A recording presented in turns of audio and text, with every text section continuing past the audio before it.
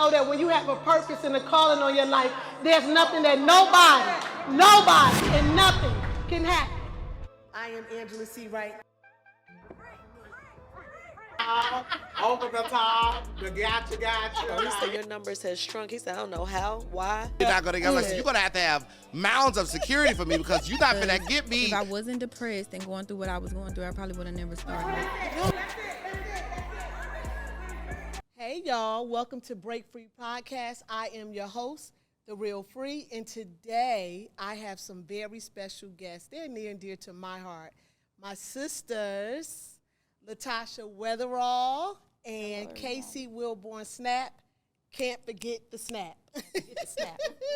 How y'all feeling today? Amazing. So how was y'all flight? That was good. It was good for me. I went to sleep. As always. Yes. I had a little turbulence. Well, she was knocked out anyway, but it was a little turbulence. And after that, it was okay. Was your Wi-Fi working? You know what? It was. So Delta now has the free Wi-Fi for everybody. So I was able to surf the internet. And I make them pay for that advertisement. That's right. That's right. For that advertisement.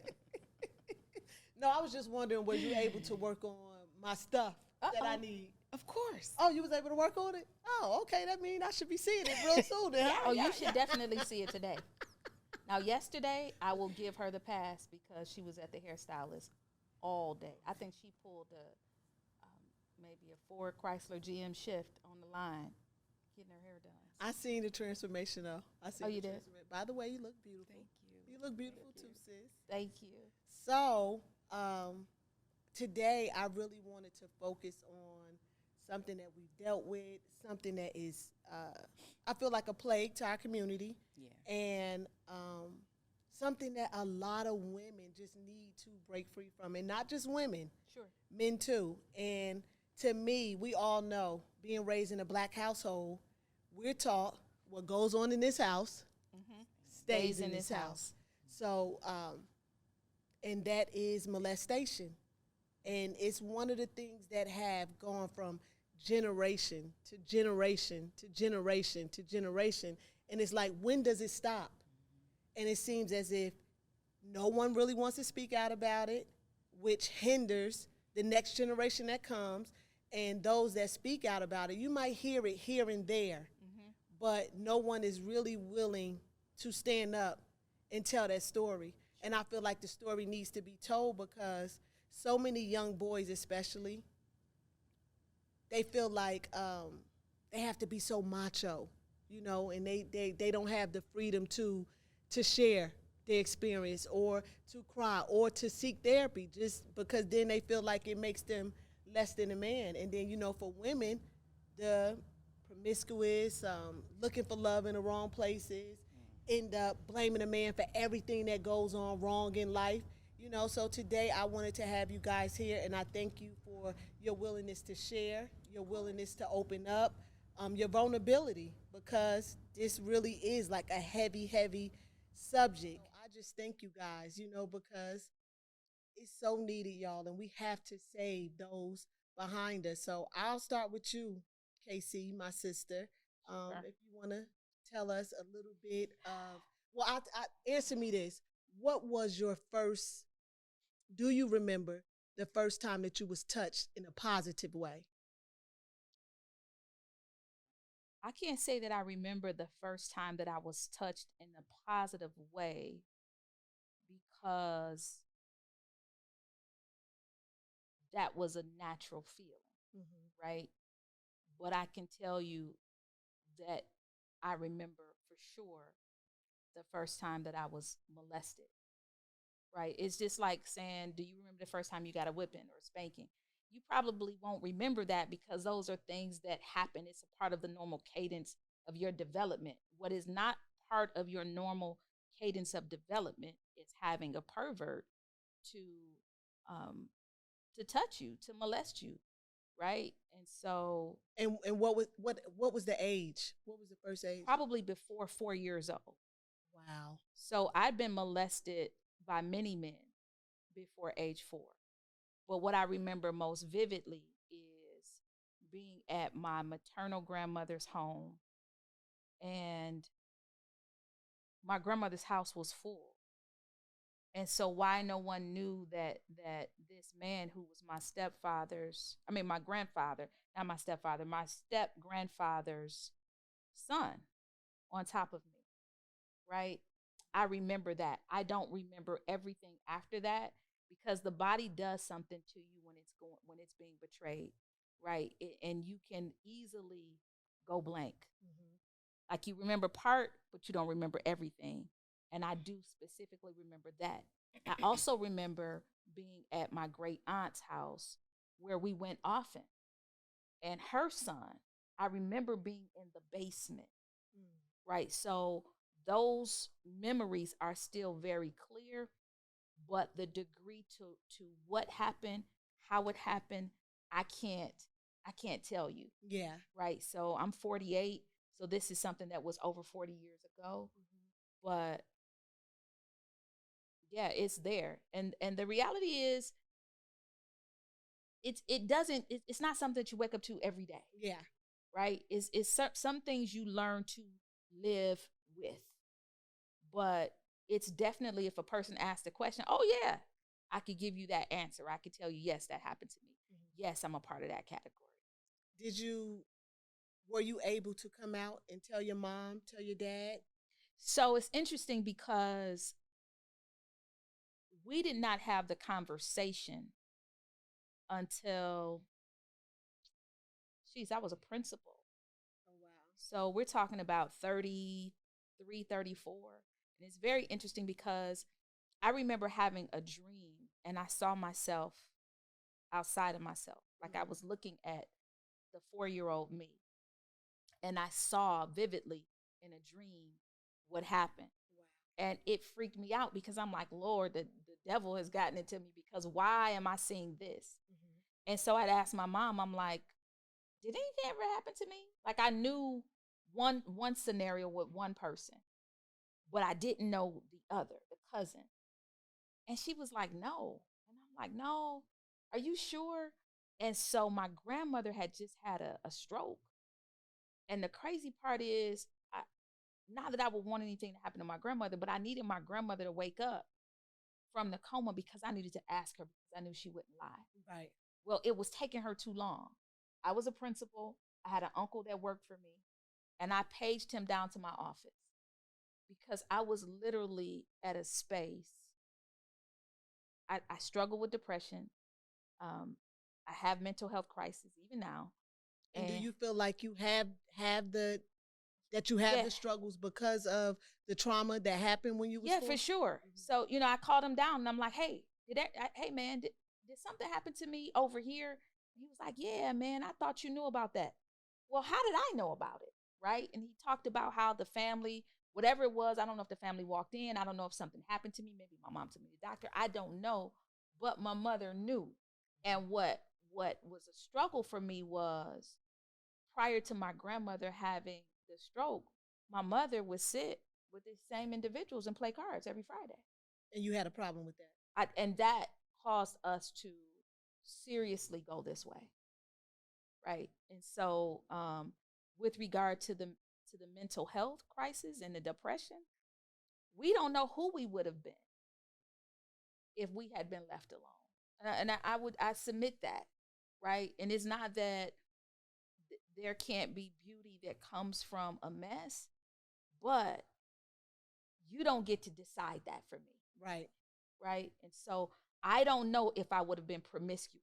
I don't know if I would have married the way that I married, or looked for love in the places that I looked for them, or slept with married men. I don't know who I would have been if that had not been introduced. Right. And so because multiple men decided to will themselves onto me, I had sex willingly at 9. 9? 9. And when you think about that, do you feel like you had the sex because you was correlating with, like, that's what I'm supposed to do? Or so when you are biologically, right, when you are touched in a way, it wakes up certain feelings in your body.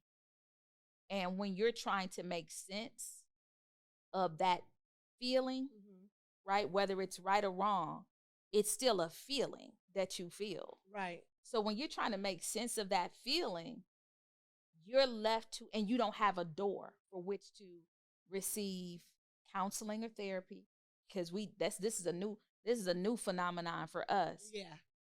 Then you begin to figure it out. And sometimes when you figure it out the wrong way. So I had sex at 9, willingly. And then maybe every year after that, I was trying to have sex. I didn't start having it regularly until I was 15. But 9 years old. It was like you was looking for that feeling, even though the feeling, absolutely, you couldn't, in your mind, you really couldn't put whether the feeling was right or whether the feeling was wrong. Yep.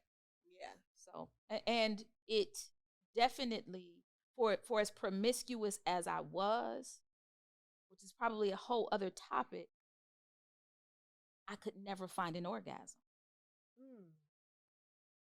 Not now that you're grown, right? For as promiscuous as I was, because of all of those things, you don't really know your body like you think you know your body. Right. And so that's a whole other conversation okay, that all right. we need to explore as women, because how do you find the feeling? Right? Yeah. So, okay, so then after 9 and then 15 to start to have sex. Baby, at 15, and I was in Atlanta. Shotty. 15 in Atlanta without my mother. Yeah. Ooh. Oh, because you graduated school early you came to college. I came to college. And I got me a country boy from Waycross, Georgia named Pumpkin. So at that point, you really didn't resent men. You didn't resent men. I still don't resent them. So I never resented men. I resented my family, but I never resented men. I love them. Yeah. So that's very easy. I love them. I love their body parts. But I was very intentional around how I would, once I started to come into the age of being an adult and a parent, it changed, right? It changed. But in terms of having some resentment, no. The promiscuity, it carried me all the way into my grown adulthood, right? Not young adulthood, 30s, 40s. So that was a thing. And so unless you begin to really work through that, you're still going to have those behaviors that surface. And you have to be honest with yourself about it, right? So for me, I could sleep with you, but that didn't mean anything. Because the feeling's not attached to it. The feeling's not attached to it. It's something else. It's a dominance. It's like Scandal, Olivia Pope. I'm sorry. I forgot. Yeah. But the other Olivia Pope. Yeah. It's like that. So, but no, that the promiscuity, the depression, all of those different factors that a lot of women deal with are often traced back to our trauma, up to and including. It's not so much that we're eating fried chicken, now that I eat fried chicken and corn chips, it's some of that trauma, because Big Mama ate fried chicken and corn chips and probably chewed snuff and still lived to be 100 years old. Right? It's some of the other stuff that we keep bottled in, the fibroids, the headaches, all of those different things. If you really begin to dissect that, there's some trauma that's definitely related to that. Exactly. And for you, sis, what was the first time, do you remember being like touched in a positive way? Like maybe from your mom or your dad? No. And that's because, one, I had a teen mother, so she didn't show affection. She didn't tell us she loved us.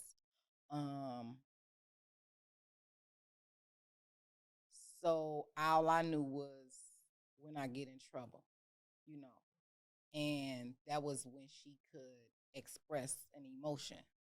So I knew anger, or I knew hostility. But you didn't know love. But I didn't know love. Wow. So when trauma struck for you, how old were you? I was 5. And you remember it vividly. Mm-hmm. It plays in my head a lot. It can just come to me because I was outside. So my mother had just got married, and then we moved on the same block as her in-laws. So it was like 3-4 houses on the block was family. And this in Chicago. And this is in Chicago. So I remember that I don't remember moving into this house. I just remember this day.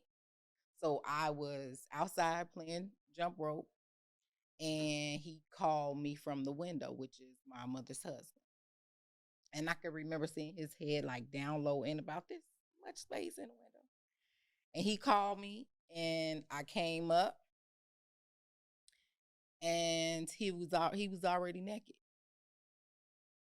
And he just began to touch me and tell me to do things and everything. And I remember saying, get the Vaseline. So even now, sometimes don't ask me that. Or I still will. She knows, she'll say, hey, can you get the Vaseline? And I'm like, but she like to put on her lips or something. Yeah. L'Oreal loves it. My daughter, she likes Vaseline. So sometimes I have trained myself to begin to work through those things. And because it's a trigger. L'Oreal don't know that it's a lesson that I'm learning. I speak about it, but it's moments where nobody can control when you have a trigger, right? Mm-hmm. And I don't want to be triggered, but I want to be able to work through them. Right. Because I remember when I was in prison, I used to use it on my face, but it was a different type, So now we home and we use the brand. And it's like those little things, just a brand that you can remember, like it's going to your favorite restaurant. That's the brand. Oh, I remember. I love that. So I'm equating that to the moment. And I didn't understand what was happening. I could just remember my small little body, and I can see it. Like when I was in that moment, I can still feel that in that moment as an adult. Like walking myself through that process, and when I went blank. So I really did literally go blank. And I probably was blank for years, even when I was married. Because that moment would take me back to that. Right. And so were you able, when you got married, were you able to be intimate with your husband, or was it a struggle? I used to do hair. I'm a licensed cosmetologist. And so all the ladies would be talking about how they are doing all these things and fellatio and, and I'm like, no, I'm not doing that. I don't do that. And you married? No, I don't care. My husband, that's not what he's going to get, because that was my first experience as a 5-year-old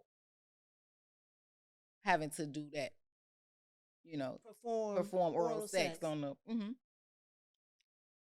So I could not do that to somebody who, I'm like, it's not right. Right.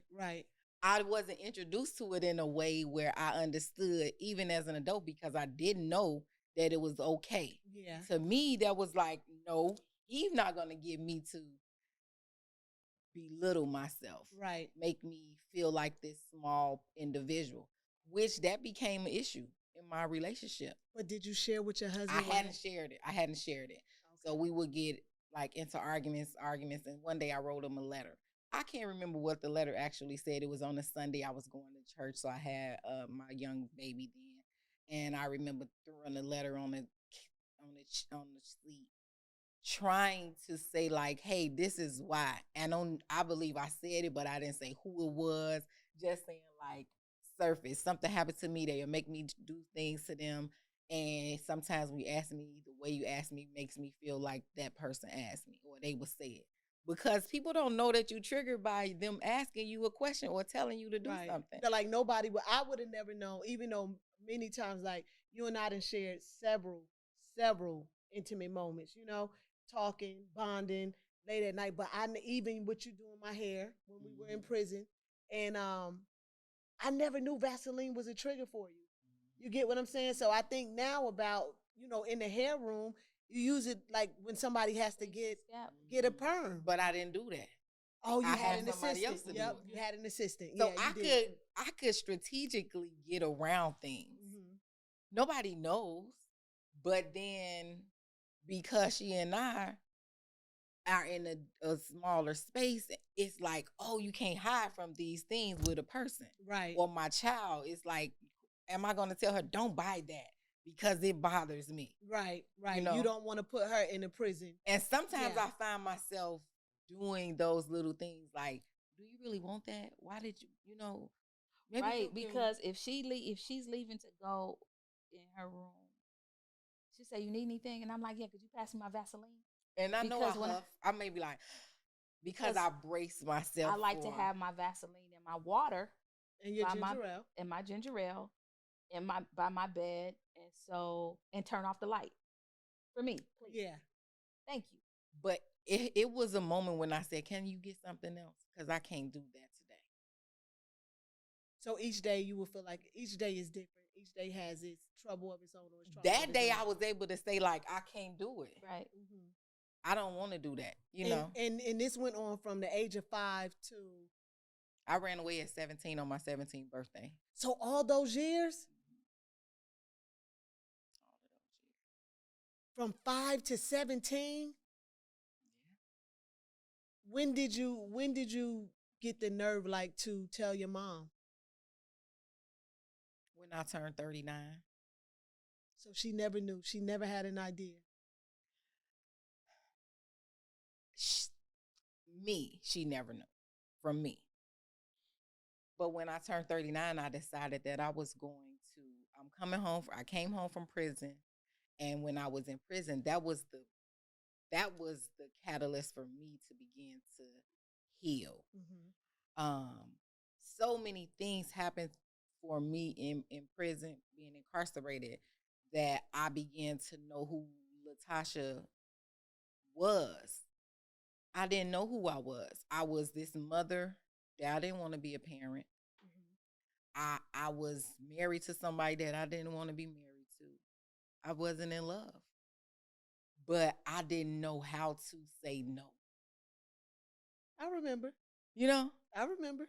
And so, because I love my mother so much, I didn't want to hurt her, and I would have kept that for the rest of my life.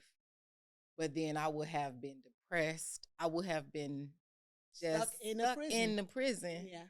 And something inside of me, which I guess we can attest it to God, you know, allowing him to do some type of work inside of us, right? So I allowed that space, which was so uncomfortable for me. It was so uncomfortable for me because it was fear. I was afraid of my mother, and I thought that was love. I thought that was respect. But it wasn't. It was fear. And so I said, I'm going to just tell her. And when I started saying that I want to tell her, I got sick in my body. I had this lump that came for months. And I couldn't figure out what it was. I was going back and forth to the hospital. And I realized, like, it's stress. Yeah. And it was fear. Emotional pain. It was emotional. Yeah. And so I decided, hey, I'm going to text her and I'm going to invite her to the hotel. We're going to have a girls' night or whatever. And I drove to Chicago. And I really wanted to just not do it. But something inside of me was just pushing me needed to do it. Because I said, I'm turning 40 and I didn't want to take this into this next season. Right. I didn't know how. I didn't know what I was going to say. I was really afraid of what people would think because most often I have watched. So my picture was created by what I've seen. So I have watched so many television shows, so many people. I listen to so many stories of they're not going to trust me. They're not going to believe me. They're going to think that I'm lying. Why you wait so long? And I was like, no, that's not going to happen to me. Or maybe if it do, then she'll probably be upset. And, you know, she didn't do any of those things. When you told her? When I told her. She didn't have I didn't see anger. She didn't walk up to me, and I was sitting right in the chair like this, and she was sitting over there. But when you told her, did you tell her on the surface how you had told Ralph? No. I told her from 5 to 17 when I ran away, your husband molested me. And she said, well, do you think he changed? Huh? That was what she asked me. And I paused, and then she said, hold on, let me. And she turned Steve Harvey up. Family Feud. And so for months, I was like, I don't want to hear Steve Harvey's voice. And then I said, you know what? You're doing it again. Don't do that. And so I forced myself to, because now I'm being upset at this man because of this woman. And I really, really saw myself processing something that I didn't have the knowledge to process. Like, okay, God is really helping me and supporting me. Now, I did have a therapy. We got a counselor and all those things. And you did a one-on-one with Yana Van Zandt. Yes. That was after. That was like, you turned 40. I turned 40, so it was right after I talked to my mom in January. Mm-hmm. So January 29th of 2019. And then my birthday was May. Wow, you remember the date. Yeah. And I don't remember dates. Like everything post, I don't even remember how old I was when I had Malik and L'Oreal. Mm-hmm. But I said my next book, I'm going to write it. And I'll be able to know, like, okay, because I'm opening up some chapters. Right. You know, that's trauma. Do you feel like portals are being opened? Like I believe that I'm releasing, that things are being open, but even when I open, the more I open, the more challenging it becomes. Right. Because although I wanted her to do something, Ayanla said to me,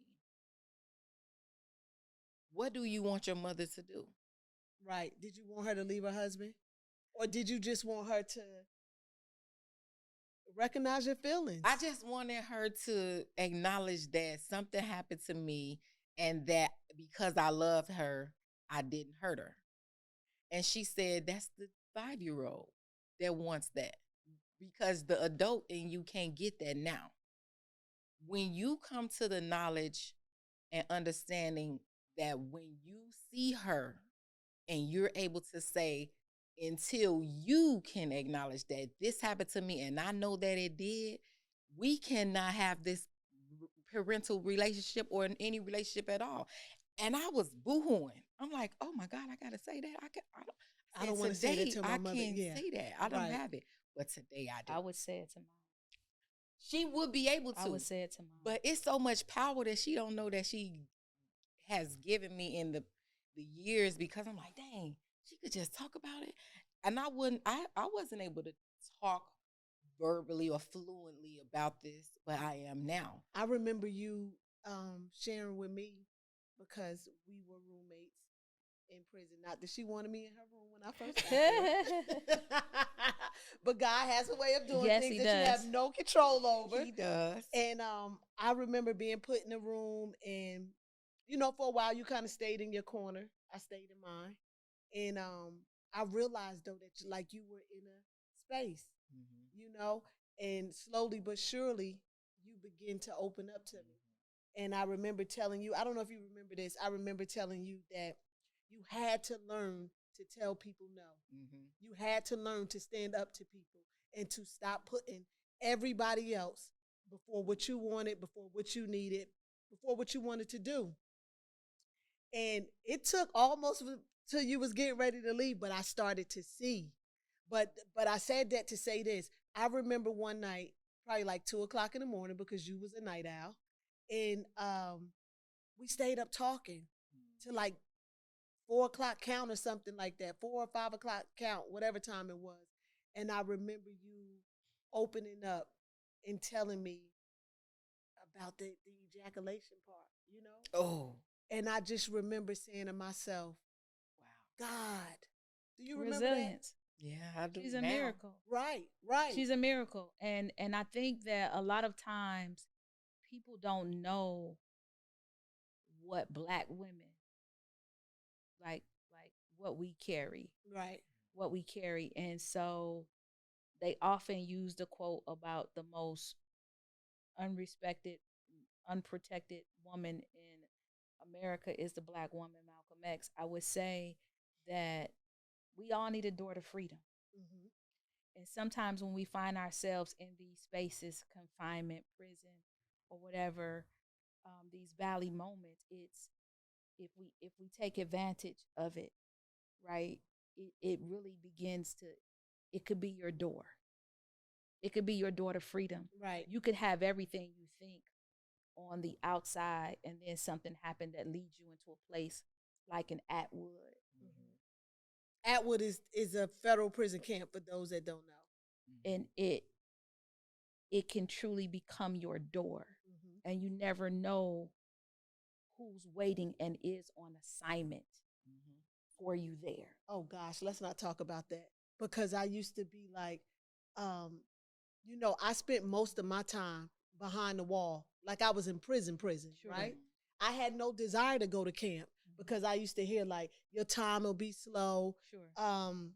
All they do is crochet and gossip. So I'm like, man, I'm not going no doggone camp. I don't want to go to camp, but it's they forced me. Mm-hmm. At 17, they came and they was like, you have to go. You're going to camp. What do you mean I'm going to camp? At the time, I still had 30 years. That was another thing that you did not get sent to a camp with that amount of time. Sure. So I was like, man, I'm not going.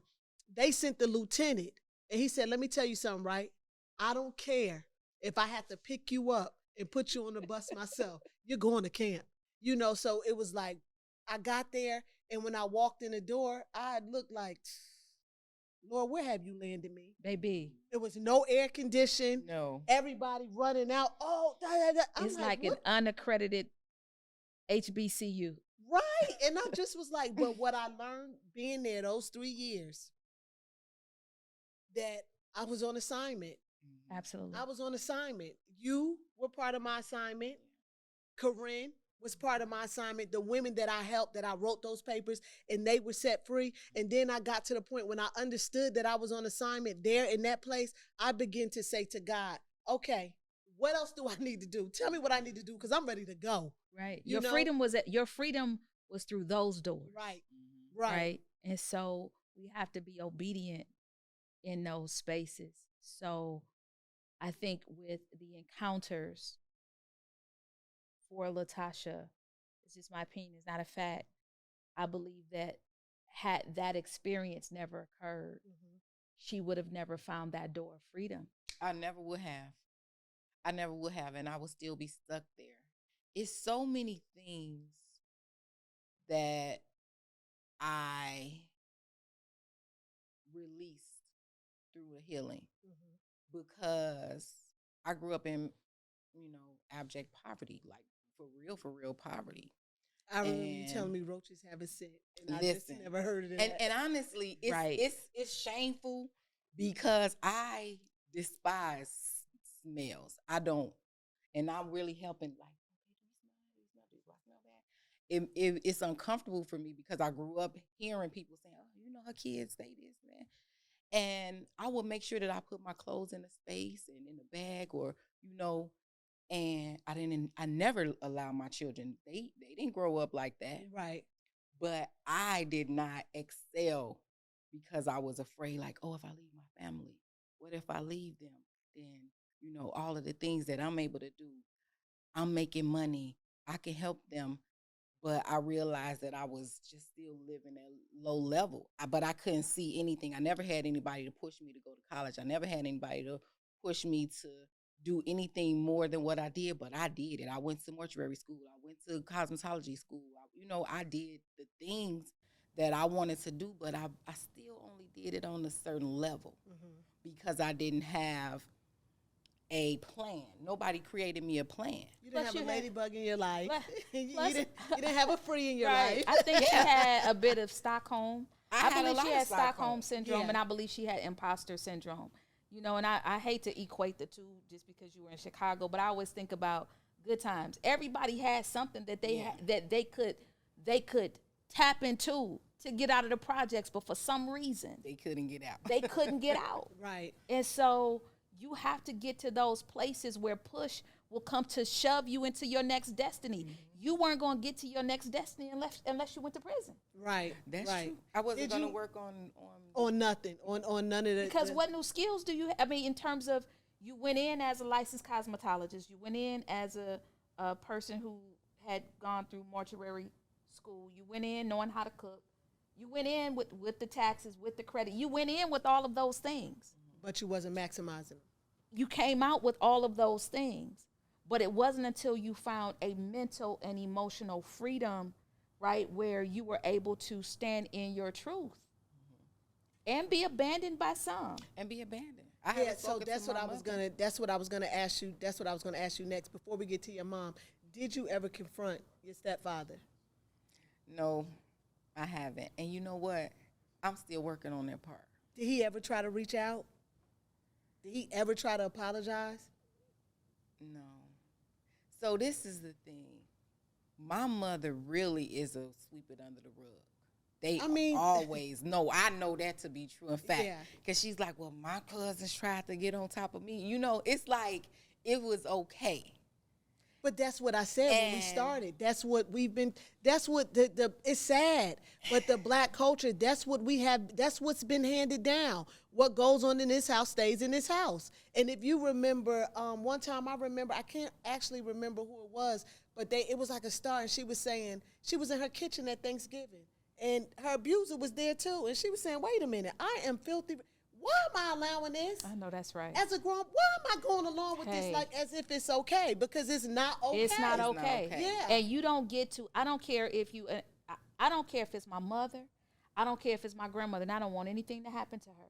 And she's 88. I'm not going to put my feelings on pause just so you can feel better. Right. Because if it's wrong, it's wrong. It's wrong at 88. It's wrong at 18. And so oftentimes we've been taught, we've been raised under this mindset of oppression, where we give people passes and permission that they ain't supposed to have. Right. In the name of you older. Just because you older don't make you right. Right. So no, I'm not coming to your events. And don't ask me to come. And if I got my boys with me when I get there, I'm going to cut some stuff up. So we could go to Chicago. Yeah. Right? Yeah. So your mom, you and your mother, where is the relationship now? We don't have a relationship, and I wasn't okay with that in the beginning. I wanted to have a relationship with my mother because she's all I knew. Right. You know, I am the person that I am because of her. Right. Right. Even if it was because I was forced to clean and do these different things that I so love to do this right now. I wanted to be in a relationship with her because I looked at her as this amazing person, right? She knew how to do hair. I got that blessing through her. It was passed down to me, and I just went to school because I said, everything you wanted to do, I'm going to do for you because you couldn't. I'm going to make you happy. I want you to be proud of me. So I worked hard to make her proud, but she never gave me the thing that I was looking for. The acknowledgement. Yeah, and she probably did, but maybe it was something inside of her that I just couldn't get the feeling that I was looking for. I remember my father sitting us down one time, and me, my sister, and my brother, and he said to us that his father never used to tell them that he loved them. Yeah. Like the words would never come out his mouth. He said, and y'all, I probably was like in the 3rd grade, but I remember this.